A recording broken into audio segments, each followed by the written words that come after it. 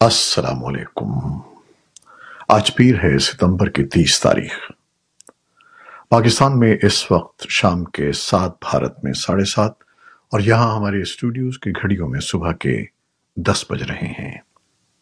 Voice of America Washington کی Urdu service سے میں ہوں خالد حمید، خبروں کے ایک بلٹن کے ساتھ۔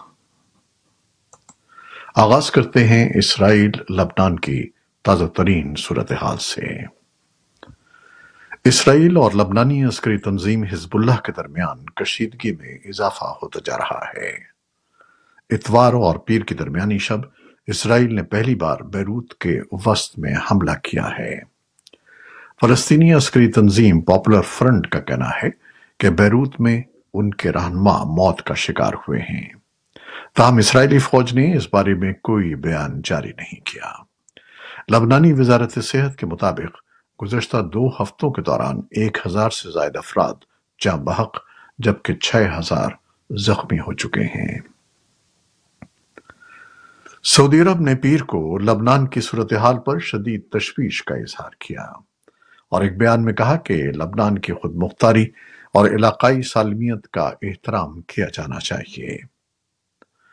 دوسری جانب امریکہ کے صدر جو بائیڈن نے اتوار کو صحافیوں سے گفتگو میں کہا تھا کہ وہ اسرائیل کے وزیر اعظم بنیامن نیتن یاہو سے بات کریں گے۔ جب ان سے سوال کیا گیا کہ کیا ایک باقاعدہ جنگ سے بچنا ممکن ہے تو امریکہ کے صدر نے کہا کہ ایسا ہی ہونا چاہیے۔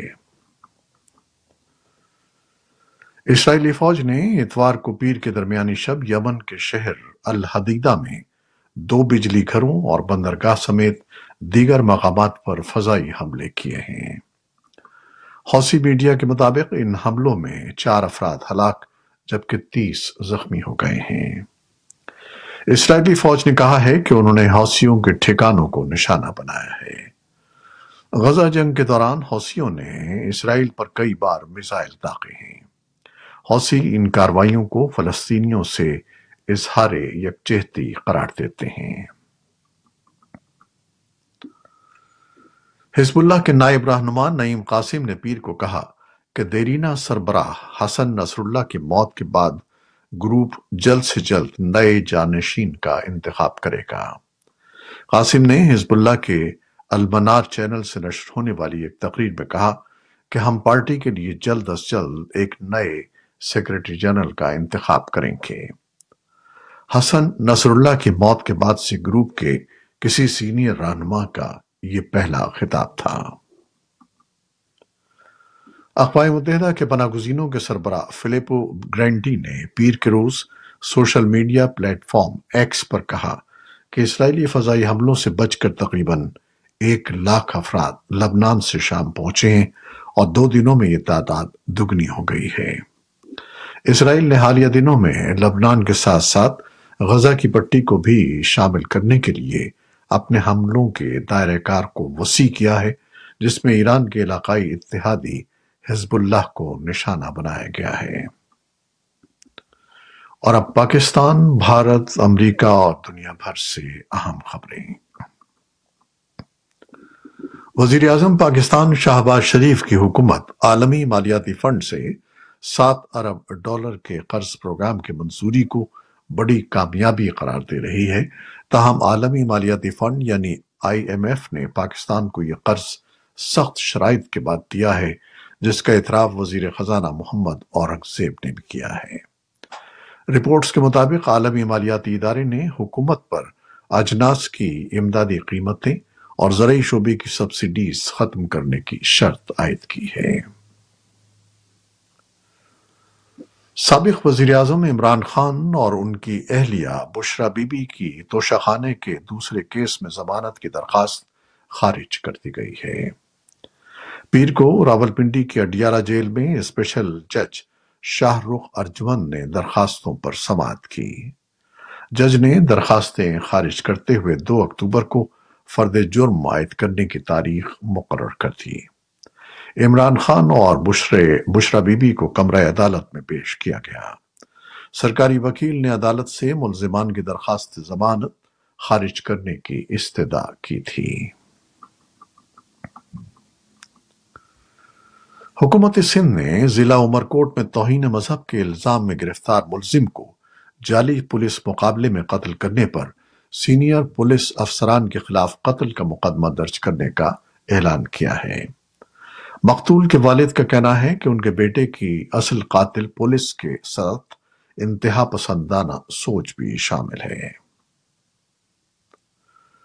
तालिबान हुकूमत ने दावा किया है कि दाइश खुरासान के पाकिस्तान में बलूचिस्तान और खैबर पख्तूनख्वा में अड्डे और तरबियती कैंप हैं और कहा है कि इन जंगजुओं को गिरफ्तार किया गया है जिन्हें इन कैंपों में तरबियत दी गई थी। तर्जमान ज़बीउल्लाह मुजाहिद ने एक बयान में कहा कि तालिबान के खुसूसी दस्तों ने काबुल और नंगरहार में दाइश के ठिकानों के खिलाफ मुतअद्दिद कार्रवाइयां की। पाकिस्तान की जानिब से इस ज़िम्न में फौरी तौर पर रद्द अमल सामने नहीं आया है। भारतीय सुप्रीम कोर्ट ने बुलडोजर एक्शन के खिलाफ कार्रवाई करते हुए असम की रियासती हुकूमत को तौहीन अदालत का नोटिस जारी किया है।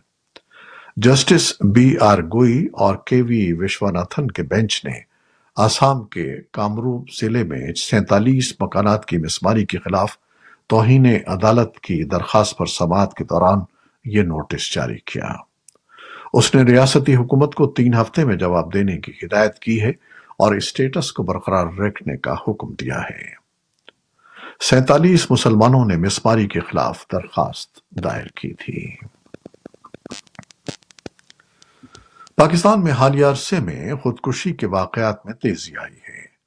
आलमी इदारे सेहत की रिपोर्ट सुसाइड वर्ल्ड वाइड में बताया गया है कि सन 2019 तक इकट्ठे किए गए फिगर्स के मुताबिक पाकिस्तान में 19,331 लोगों ने खुदकुशी की थी। अमेरिका में गुज़श्ता 2 बरस में खुदकुशी की शरह तारीख की बुलंद तरीन सतह पर है। अमेरिका के सेहत आमा के निगरां इदारे centres for diseases control and prevention के मुताबिक साल सन 2023 में 49,300 अफराद ने खुदकुशी की है। यूक्रेन की फौज ने पीर को कहा कि उसने 73 में से 67 रूसी फजाई ड्रोन्स को मार गिराया है जो यूक्रेन के मुतादिद इलाकों पर गुज़श्ता रात दागे गए थे। रूस की वजारत दिफा ने पीर को कहा कि उसने रूस और यूक्रेन की सरहद के साथ वाक़ बेलगोराड के इलाके में यूक्रेन के 2 फजाई ड्रोन्स को तबाह कर दिया। बेलगोराड के गवर्नर विया चेस्ला ग्लादकोव ने यूक्रेन के हमलों में एक शख्स के हलाक और दूसरे के जख्मी होने की इत्तला दी है। और अब कुछ मुख्तसर खबरें।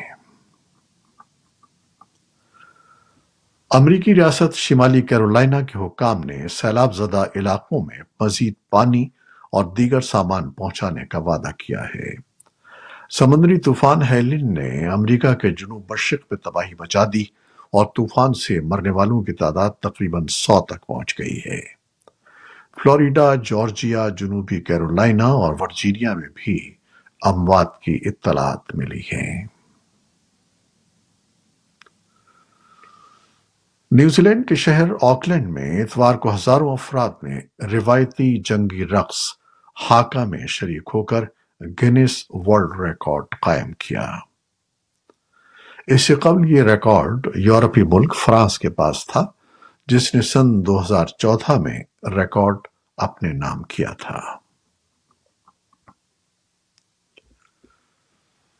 स्पेस एक्स ने बैनुल-अक़वामी खलाई स्टेशन से 2 खलाबाजों को रेस्क्यू करने के लिए एक मिशन रवाना कर दिया है जिसकी वापसी 1 साल बाद मुमकिन होगी। ये थी वो खबरें जो फेसबुक लाइव पर हमने आपके लिए पेश की। हमारी वेबसाइट, यूट्यूब और पॉडकास्ट पर यह बुलेटिन आपके लिए पोस्ट कर दिया जाता है। आप हमारे बुलेटिन को शेयर करते हैं और अपने कमेंट्स में अपनी मोहब्बतों का इजहार करते हैं जिसके लिए हम आपके बेहद ममनून हैं। अपनी इन मोहब्बतों और काविशों को जारी रखिएगा। न्यूज प्रोड्यूसर आयजा इरफान और न्यूज एडिटर बहजत जिलानी के साथ खालिद हमीद को अब इजाजत दीजिएगा। अल्लाह हाफिज।